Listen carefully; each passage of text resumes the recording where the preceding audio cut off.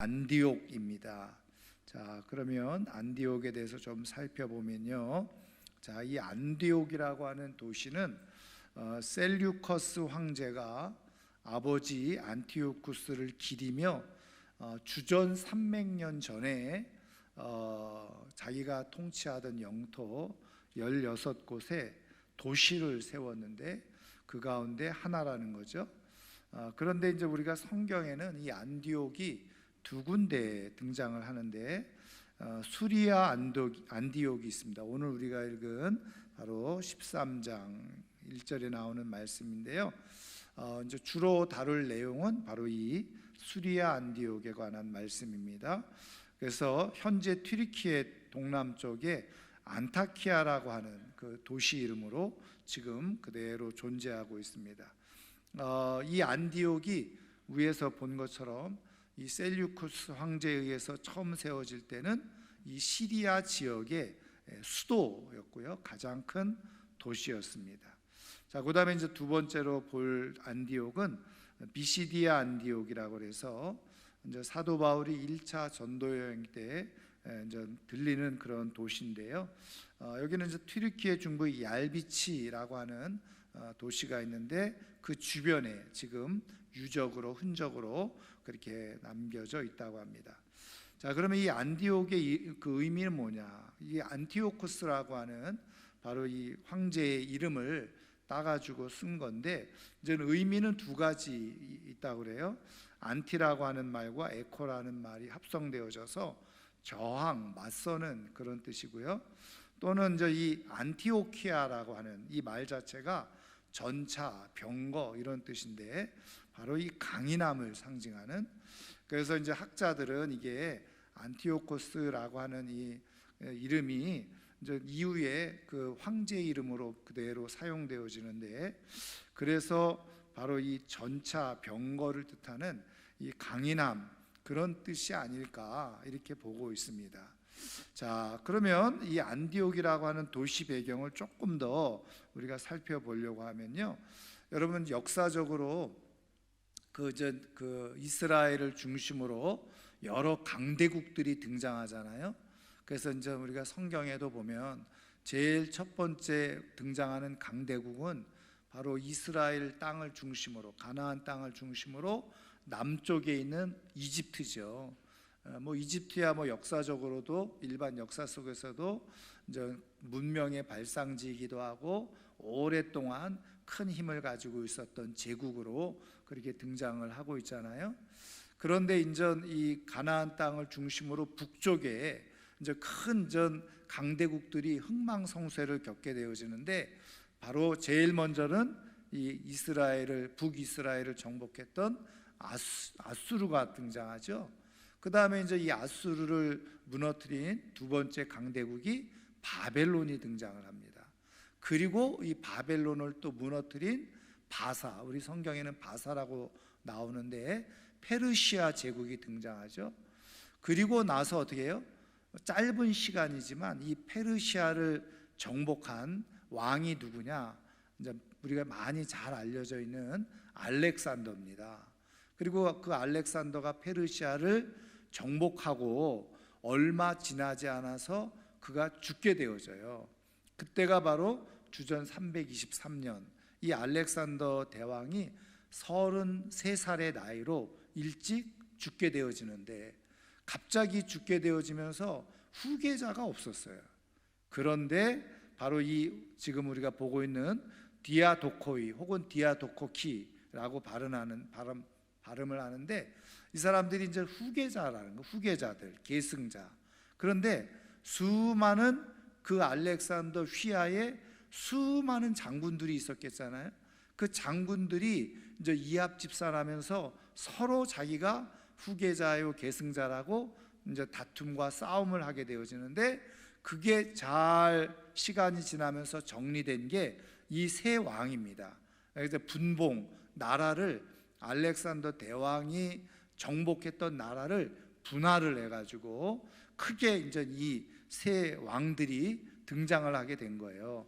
그 중에 이제 안티고노스, 그 다음에 앞서 보았던 셀류코스, 안디옥 도시를 세운 왕이고요.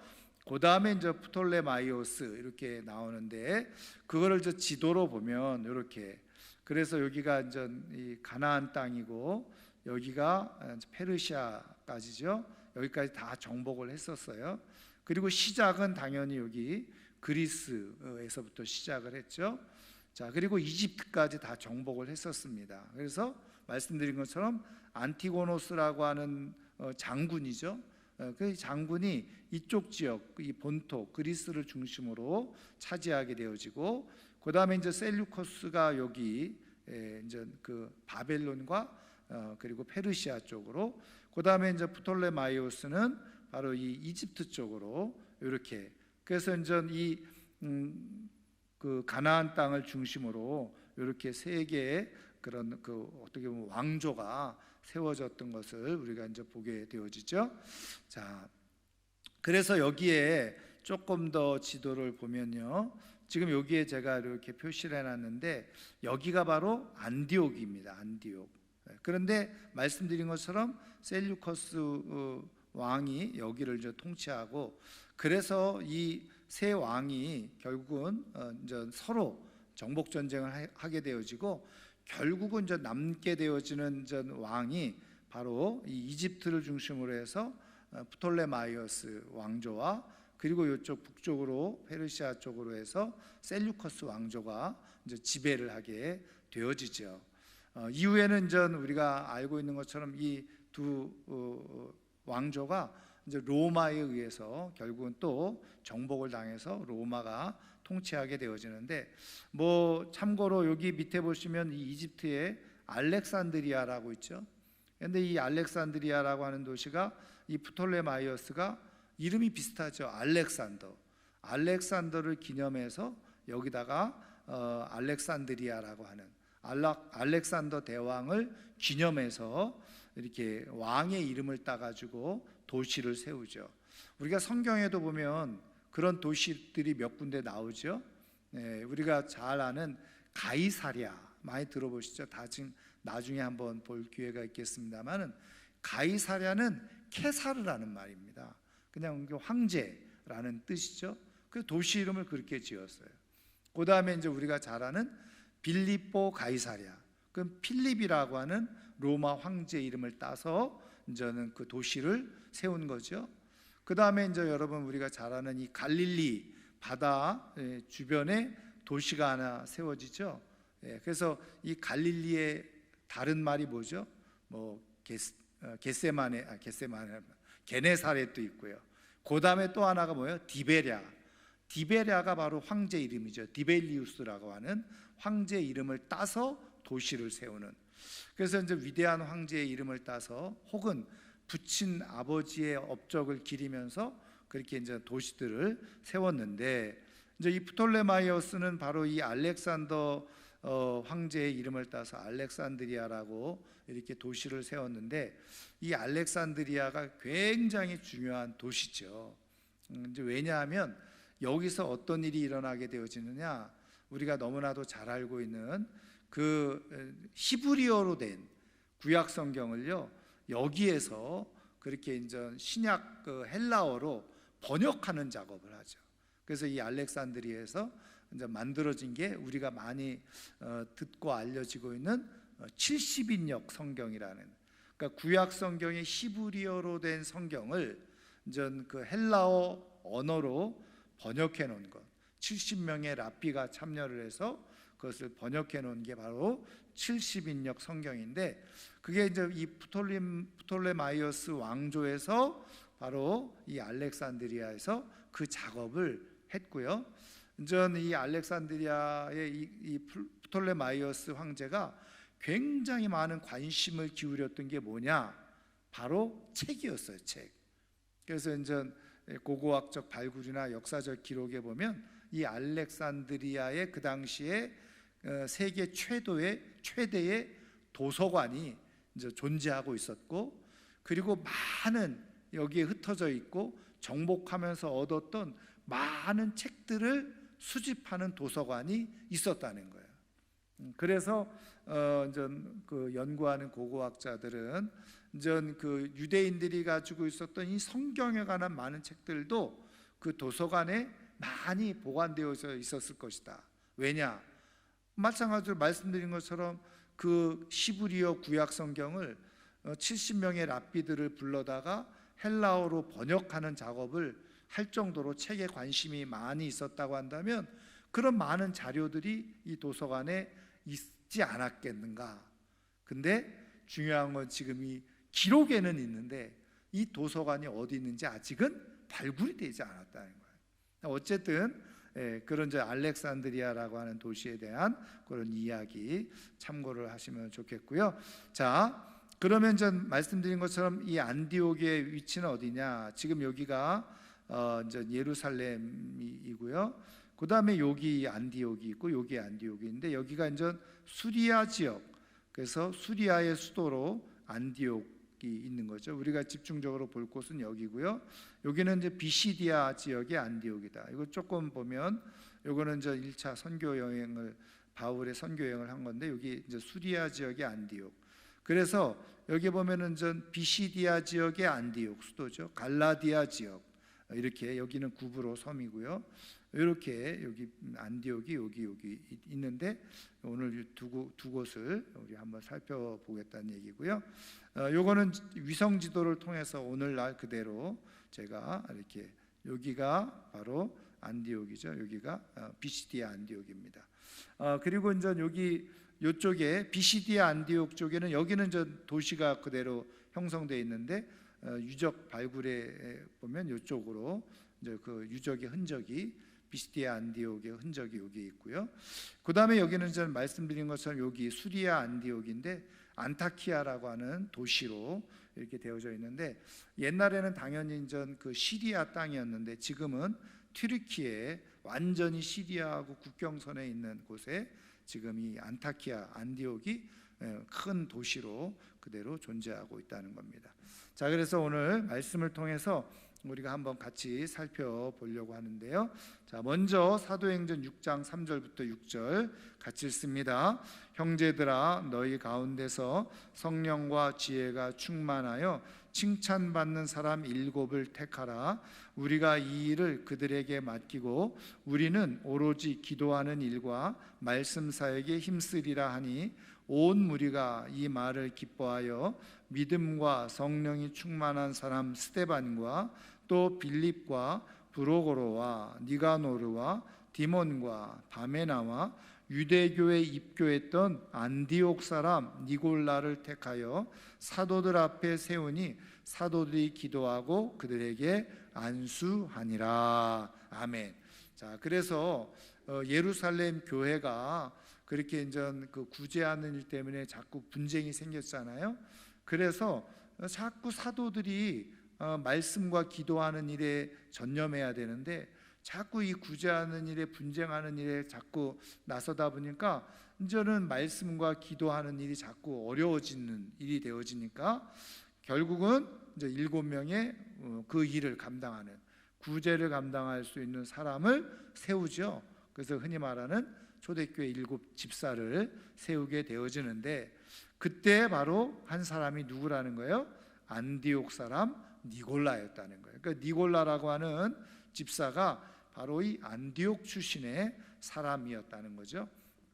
그래서 여러분이 7명의 집사가 갖는 특징이 있는데 여러분 12제자, 12사도들은 다 본토 히브리 사람들이잖아요. 근데 이제 물론 이 7사람은 히브리 사람은 맞아요. 유대인들은 맞지만 본토에서 태어나고 자란 사람들이 아니었어요. 우리식으로 하면 재외 동포. 근데 왜 이제 이렇게 7명을 그렇게 뽑았느냐? 앞서 말씀드린 것처럼 지금 이 예루살렘 교회 안에 크게 두 그룹이 있었다는 거잖아요. 한 사람은 어떻게 해요? 본토에서, 다시 말하면 그 예루살렘 땅에서, 가나안 땅에서 태어나서 자라서 계속 유대인으로 있었던 사람들.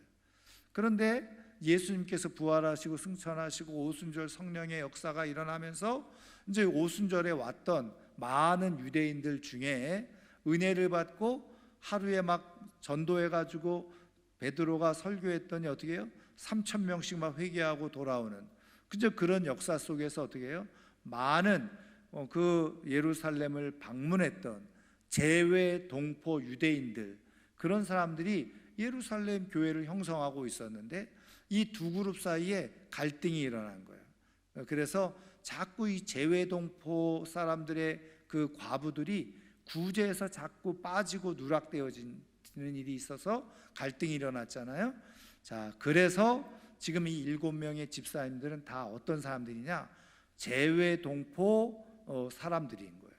그러니까 이 사람들이 다 유대인이긴 하지만 본토에서 나고 자란 사람들이 아니라 이 이스라엘 땅 외에 다른 지역에서 다 태어나고 나서 자란 사람들이 예루살렘에 왔다가 교회를 형성하게 되고 거기에 7명의 집사를 세우게 되어졌는데 그 중에 한 사람이 바로 안디옥에서 온 니골라였다 하는 겁니다. 자, 그 다음에 이 안디옥 교회가 어떻게 세워지게 되어졌느냐? 자, 사도행전 11장 같이 읽습니다. 그때에 스데반의 일로 일어난 환란으로 말미암아 흩어진 자들이 베니게와 구브로와 안디옥까지 이르러 유대인에게만 말씀을 전하는데 그 중에 구브로와 구레네 몇 사람이 안디옥에 이르러 헬라인에게도 말하여 주 예수를 전파하니 주의 손이 그들과 함께 하심에 수많은 사람들이 믿고 주께 돌아오더라. 아멘. 그래서 스데반 집사님의 핍박으로 인해서 우리가 8장 이어서 보면 흩어지죠. 사람들이 예루살렘 교회가 박해가 임하면서 사람들이 이제 흩어지게 되어졌는데 그 흩어진 사람들이 안디옥에까지 가서 이 복음을 전하게 되어졌는데 처음에는 어떻게 해요? 유대인들에게만 복음을 전했다는 거예요. 사실은 바울도 그렇게 이제 선교 여행을 이렇게 했지만 사실은 제일 먼저 어느 도시에 가든지 사실은 회당을 찾았던 것을 우리가 보게 되어져요. 그래서 유대인들에게 1차적으로 회당에서 말씀을 전하고 가르치다가 어떻게 해요? 점점 이방인들에게 복음이 전해지는 일들이 일어나게 되어졌죠. 자, 그래서 이때도 처음에는 유대인에게 전했는데 구브로와 구레네 몇 사람이 어떻게 해요? 안디옥에 이르러서 이제는 유대인이 아닌 헬라인, 그러니까 이 사람들은 뭐 재외 동포도 아니에요. 완전한 유대인이 아닌 다른 사람들에게, 헬라인들에게 복음을 전하게 되어졌고, 그렇게 세워진 교회가 어떻게 해요? 안디옥 교회라는 거예요. 그래서 안디옥 교회는 어떻게 해요? 어떤 의미에서 최초로 이방인들에 의해서, 헬라인들에 의해서 세워진 교회가 바로 안디옥 교회라고 말할 수가 있는 거죠. 자, 그래서 이제 이 안디옥 교회에 대한 소문이 어디까지요? 예루살렘까지 전해지게 되어졌어요. 그러니까 예루살렘에 있는 사도들이 깜짝 놀란 거예요. 아니, 거기 그 헬라 사람들, 이방 사람들이 예수를 믿었다고? 그러면서 진위를 파악하기 위해서 누구를 보내요? 오늘 말씀에 바나바를 보내게 돼요.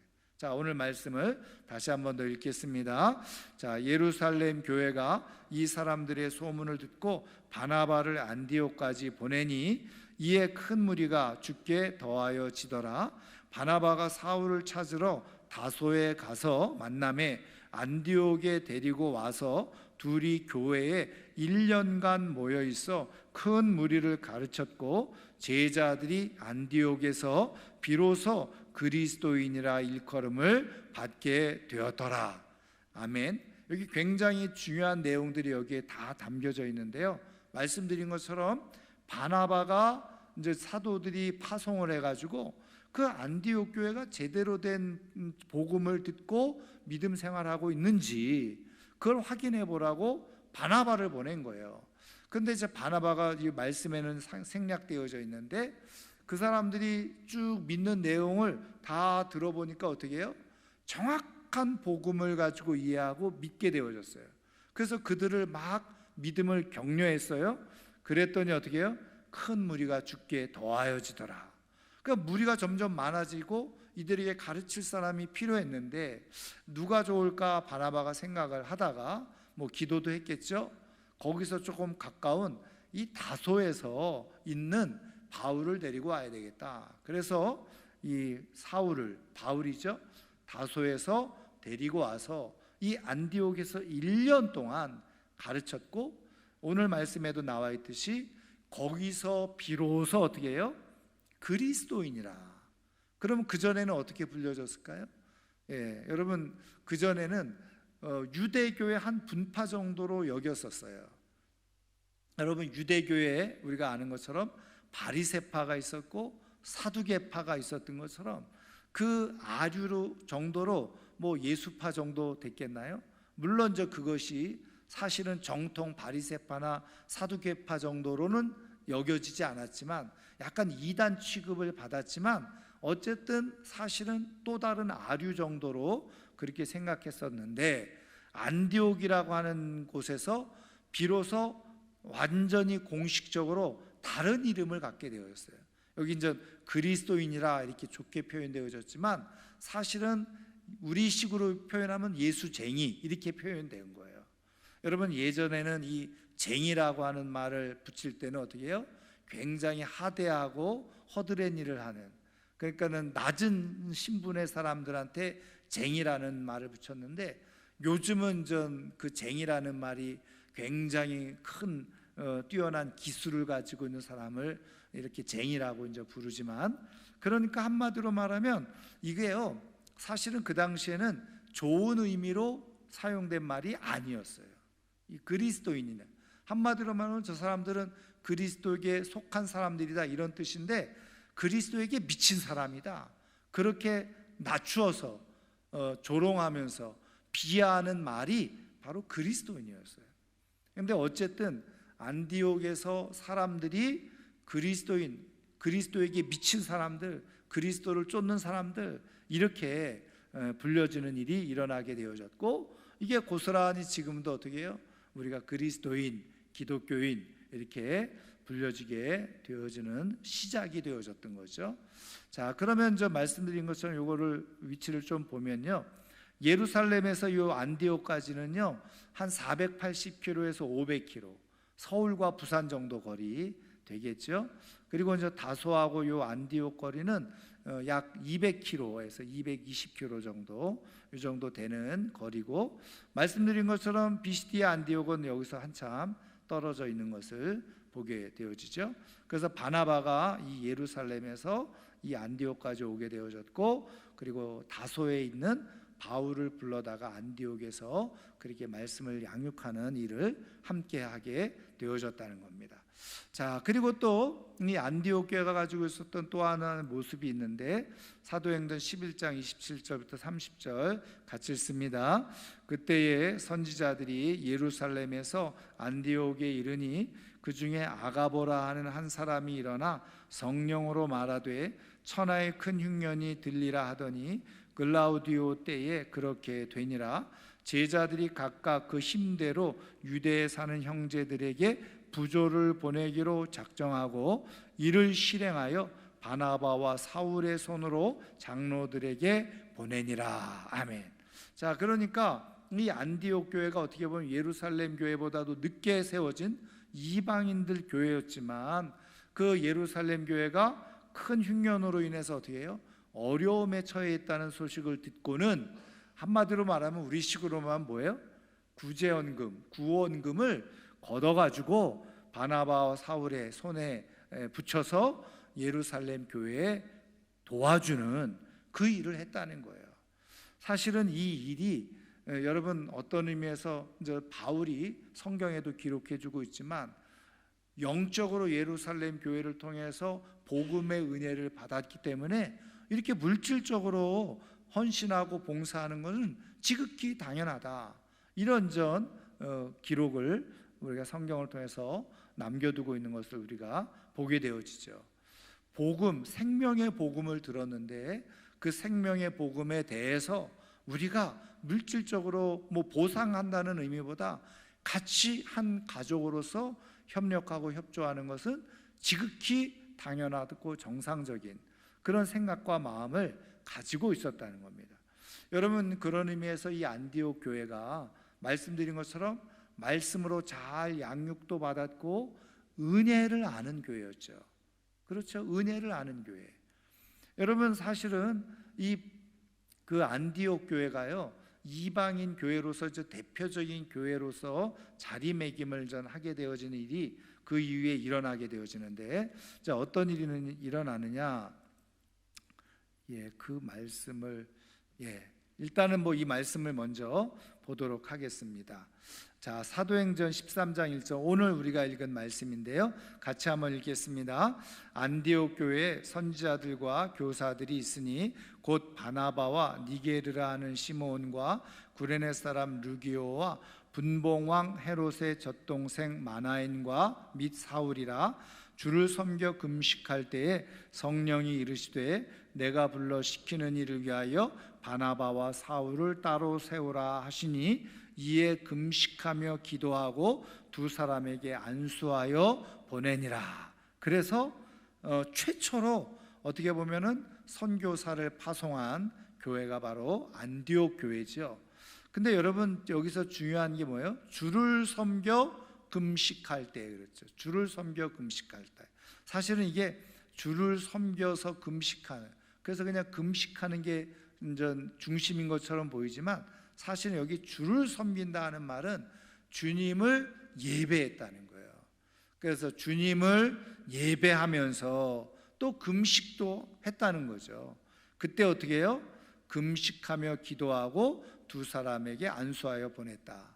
그러니까 바로 이 안디옥 교회가 한마디로 말하면 예배에 아주 충실한 교회였죠. 기도에 충실한 교회였다는 거예요. 그리고 성령께서 주시는 일에 기쁨으로 감당하던 교회가 바로 안디옥 교회였죠. 그리고 복음의 은혜를 알아서 그 예루살렘 교회가 어려움에 처해 있으니 물질로도 도울 줄 아는 그런 교회예요. 어떤 면에서 보면요, 사실은 예루살렘 교회보다 이 안디옥 교회는 복음에 더 충실한 교회였죠. 기도하고 예배하고 성령에 민감해서 성령께서 지금 말씀하시는 대로 바나바와 바울을 따로 세워라, 그 말씀을 따라서 사실은 안디옥 교회 가장 중요한 중심적인 지도자였잖아요. 근데 그 바울과 바나바를 보내라, 그러니까 이 안디옥 교회가 다 그것을 순종하고 안수해서 두 사람을 보내는 그런 성령 충만한 교회, 그 교회가 바로 안디옥 교회였다는 거예요. 자, 그래서 이 지도는 앞서 우리가 몇 번 본 내용이죠. 그래서 이 안디옥에서 이제 우리가 나중에 또 보겠습니다만은 여기는 키프로스라고 되어 있는데 구브로죠. 지금 현대 지명은 키프로스입니다.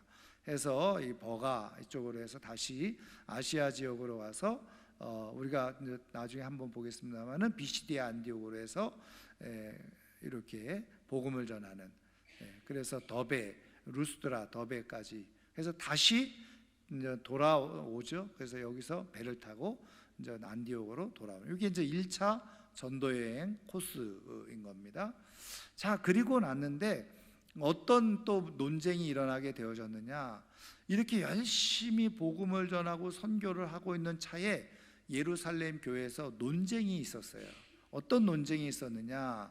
바로 지금 이방인들이 예수를 믿는데 그 예수 믿는 게 진짜 맞는 거냐? 그러면서 지금 바울이 가르치고 전하는 게 할례나 율법을 지키지 않아도 예수님을 믿기만 해도 구원을 받는다고 가르치는데 그게 맞는 거냐? 예루살렘 교회가 논쟁이 일어나게 되어졌어요. 그래서 이 바울과 바나바를 불러내리고, 그래서 사도행전 15장에 최초의, 우리가 신학적으로 교회사적으로 보면 최초의 종교회의를 하게 되어져요. 그 주제가 뭡니까? 이방인들에게도 구원이 있느냐? 그거를 이제 묻고, 그러면 그 이방인들에 대해서 무엇을 얘기할 것인가? 그랬을 때 쭉 같이 이제 얘기를 하게 되어지죠. 그때 이제 우리가 성경을 읽어보면 결정적인 역할을 한 사람이 누구냐? 베드로예요. 그럼 왜 베드로가 결정적인 역할을 했습니까? 여러분 사도행전 앞에 10장을 읽어보면요, 이 베드로가 누구를 만나게 되어집니까? 그 백부장을 만나게, 고넬료를 만나게 되어지잖아요. 근데 보니까는 이 백부장은 유대인이 아니었잖아요. 이방인이었잖아요. 근데 가서 예수 그리스도의 복음을 전하니까 그 모든 식구들에게 성령이 임하는, 그래서 다 세례를 받는 엄청난 일을 사실은 베드로가 경험을 했는데, 그렇게 고넬료의 집에 가기 전에 사실은 욥바에서 환상을 보게 되어지죠. 보자기가 내려오는 거예요. 근데 유대인으로서는 먹지 못할 음식이 가득한 보자기가 내려와. 이거 우리가 먹지 못하는 음식입니다. 3번이나 그런 환상이 보여요. 도대체 이게 무슨 뜻일까 하던 차에 고넬료가 보낸 병사와 하인이 이 욥바로 찾아오게 된 거죠. 고넬료를 찾아온 거예요. 그래서 우리 주인 고넬료가 지금 당신을 급히 초청하고 있습니다. 그래서 베드로가 같이 있던 동료들과 함께 그 고넬료를 이제 집으로 방문하게 됐는데, 이게 그 사인이었구나. 보자기에서 먹지 못할 음식, 그게 내려왔는데 그게 바로 이 사인, 이방인들을 향한 그런 생명의 역사에 대한 사인이었구나. 그래서 그 경험을 바로 이 회의 때 베드로가 그대로 이야기를 하게 되어지죠. 그래서 많은 사람들이 베드로의 말을 듣고 그 종교회를 주재했던 예수님의 동생이었던 야고보가 최종적으로 정리를 하죠. 그래서 이제 유대인이 아닌 이방인들이라도 그들도 예수를 믿고 하나님의 자녀가 되어지고 백성이 되어질 수 있다. 율법을 할례를 굳이 지키지 않아도 된다. 믿음으로 구원받는다. 이제 그런 얘기를 한 거예요. 그렇죠. 몇 가지 이제 조항을 이제 좀 두기는 했죠.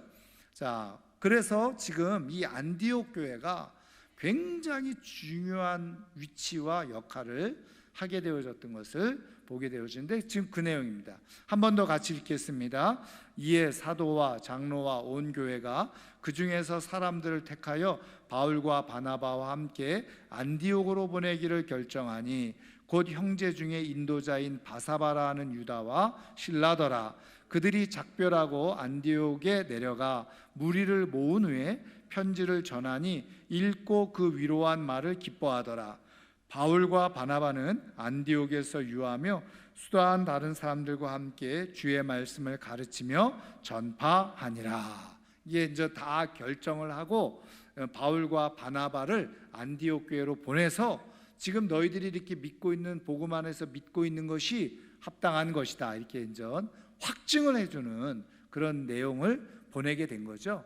근데 이때 함께 했던 사람이 바로 바사바라고 하는 유다와 실라가 같이 동행을 하게 되어졌다는 거예요. 그래서 이제 바울과 바나바가 안디옥에서 계속해서 주의 말씀을 가르치는 일을 하게 되어졌다는 겁니다. 그러니까 예루살렘 교회로부터 이제 이 그 구원에 대한, 어떻게 복음에 대한, 신앙에 대한 정당성을 이 안디옥 교회가 확보를 하게 되어졌던 거죠. 자, 그리고 나서 이제 바울이 2차 전도 여행을 하게 되어져요. 자, 사도행전 15장 39절부터 41절 같이 읽습니다. 서로 심히 다투어 피차 갈라서니 바나바는 마가를 데리고 배 타고 구브로로 가고, 바울은 실라를 택한 후에 형제들에게 주의 은혜에 부탁함을 받고 떠나 수리아와 길리기아로 다니며 교회들을 견고하게 하니라. 잘 알고 있는 말씀이죠. 바울과 바나바가 다시 이제 2차 선교 여행을 이제 떠나자, 우리가 지난번에 다녀왔던 그곳에서 복음을 전하고 세워졌던 교회들이 잘 세워지고 있는지 다시 한번 가보자. 그랬는데 그때 이 바나바는 마가복음을 쓴 마가 요한을 데리고 가자. 그런데 바울은 그거를 반대했어요. 왜 그렇죠? 1차 전도 여행 때 이 마가가 같이 동행하다가 정확한 이유는 알 수 없는데 중간에 중도의 마가가 돌아오는 일이 일어났거든요. 그래서 이제 많은 성경학자들이 왜 마가가 돌아왔을까? 마가는 한마디로 말하면 굉장히 부유하게 자란, 우리식으로는 뽀사스럽게 자란 그런 사람인데, 그 힘든 배를 타고 전도여행을 다니는 게 아마 굉장히 버거웠을 것이다.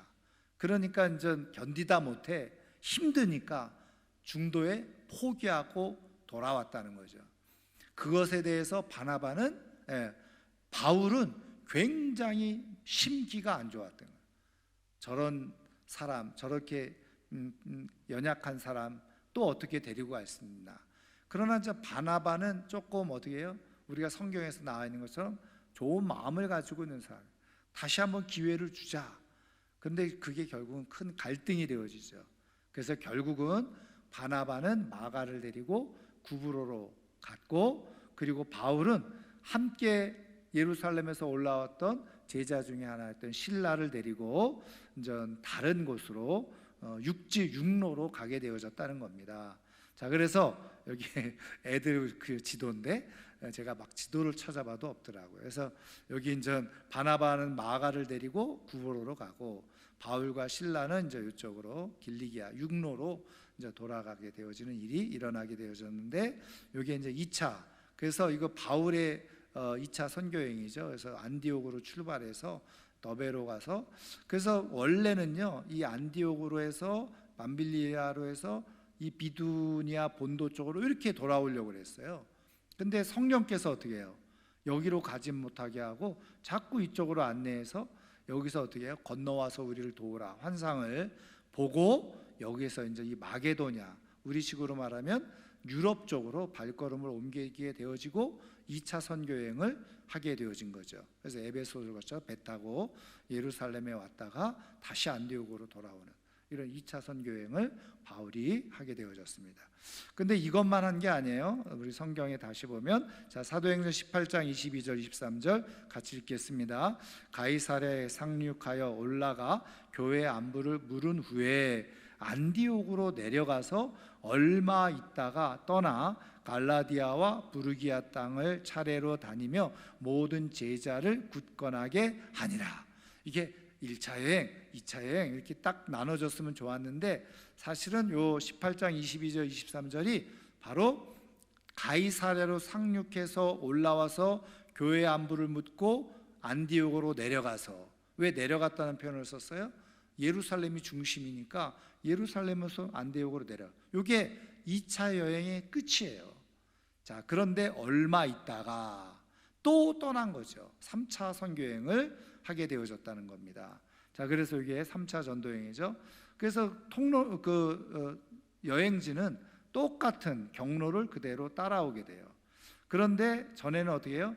아덴에서 에베소로 와서 배 타고 이렇게 왔는데, 여기서 다시 또 육로를 타고 와서 이쪽 3차 선교 여행은 이렇게 여기서 배를 타고 이렇게 이쪽으로 돌아오게 되어지는 일이 일어나게 되어졌죠.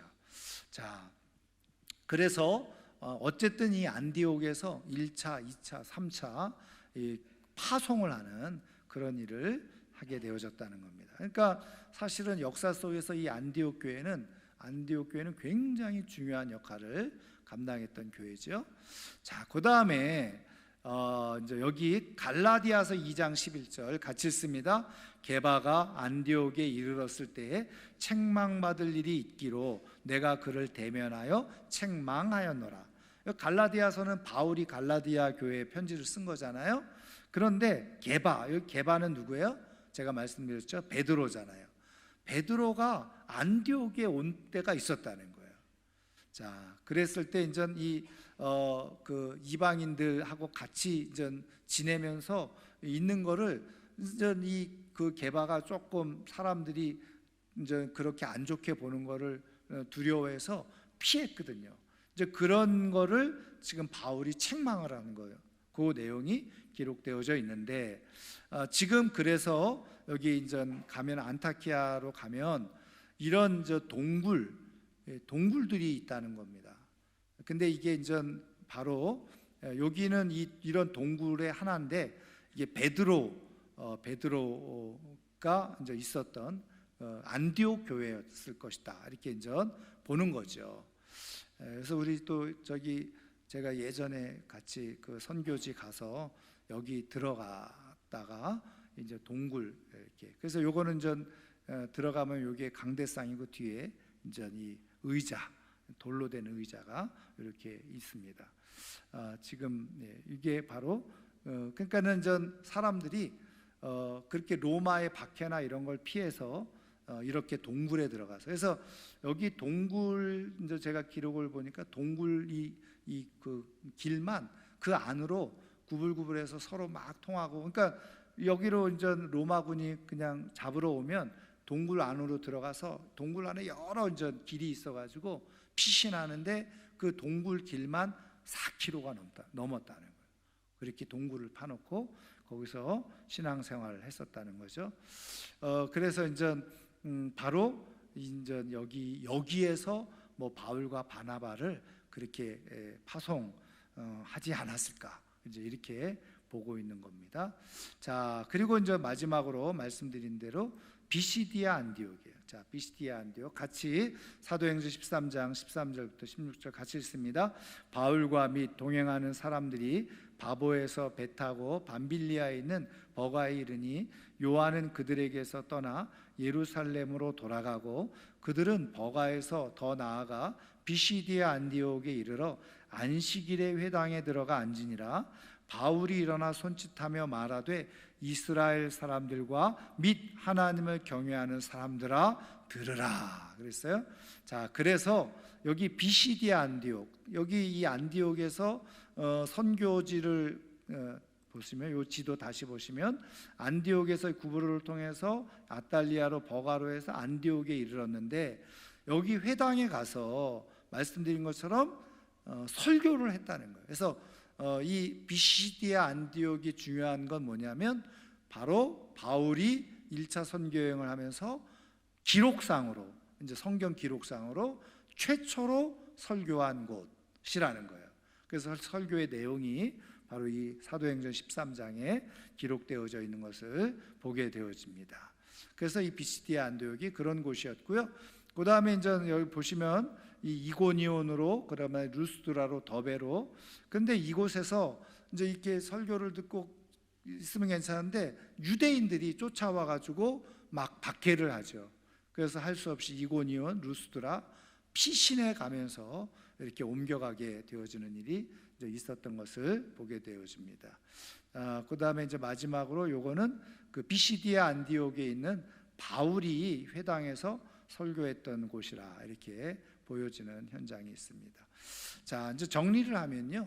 자, 안디옥 교회가 말씀드린 것처럼 그렇게 복음을 받아들이고 최초로 그리스도인이라고 하는 소리도 듣고, 또 아주 정말 성경에도 기록될 만한 그러한 역사적인 선교를 할 수 있는 건강하고 힘이 있는 가장 복음적인 교회였던 이 안디옥 교회가 어떻게 된 겁니까?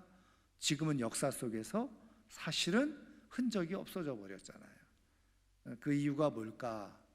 제가 요번에 이제 세미나를 갔다 오면서 세미나에서 이번 주제가 뭐였냐면, 교회에도 생애 주기가 있더라. 교회가 이렇게 만들어지고 그리고 성장하고 그리고 쇠퇴해가는, 이게 모든 기업도 그렇고 사람도 그렇고 나라도 그렇고 이 생애 주기가 있다는 거예요. 근데 전 잘 아시는 것처럼 기업도 이렇게 생애 주기 속에서 아주 성장해서 성숙기에 넘어선 다음에 그 다음부터는 쇠퇴기가 자동적으로 따라오게 되어지는데, 요 쇠퇴기 때 어떻게 하느냐에 따라서 다시 살아나는 그런 기업도 있고 국가도 있고 그렇고, 그런데 교회도 마찬가지더라. 근데 그렇게 성숙기에서 또 다른 모멘텀을 갖지 못하고 도약을 하지 못하면 그대로 급격하게 쇠퇴해버리는 그런 일들이 일어난다는 안디옥 교회가 그렇게 초창기에 활발하게 힘있게 사역했던 그런 교회가 왜 지금은 흔적도 없이 사라져 버렸을까? 이유는 간단할 것 같아요. 왜 그랬을까요? 여러분, 말씀드린 것처럼 예루살렘 교회도 마찬가지예요.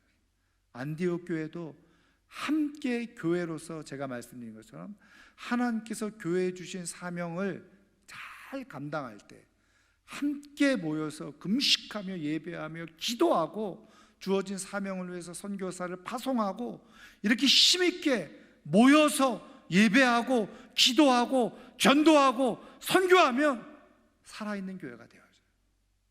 근데 어느 날부터 배가 부르기 시작한 거예요. 그래서 기도하는 거를 점점 쉬어버려요. 교회의 사명을 점점 잃어버려요. 그렇게 되어지면 결국은 사라져가는 교회가 돼요. 쇠퇴해가는 교회가 돼요. 더 이상 모이지 않는 교회가 되어져요. 여러분, 역사를 통해서 하나님께서 우리에게 보여주시고 말씀해 주시는, 그러면 오늘 우리가 해야 될 일은 무엇일까? 여러분, 통계적으로, 이건 통계로 이미 나왔대요. 이번에 제가 세미나 가서 들었는데 한국교회 70%는 이미 쇠퇴기를 다 지금 쇠퇴기에 들어가고 있다는 거예요. 저희 교회도 그런 교회가 아닐까? 그럼 어떻게 해야 되냐? 어떻게 해야 되냐? 여러분, 왜 그럴까요? 왜 교회가 쇠퇴기에, 왜 젊은이, 오늘은 또 제가 팔령도교회 가서 오무교회 그 얘기도 들었는데, 여러분 왜 그럴까? 뭐 여러 가지 요인들이 많아요. 그런데 이제 등 따스고 배부르기 시작하니까 기도를 안 하는 거예요.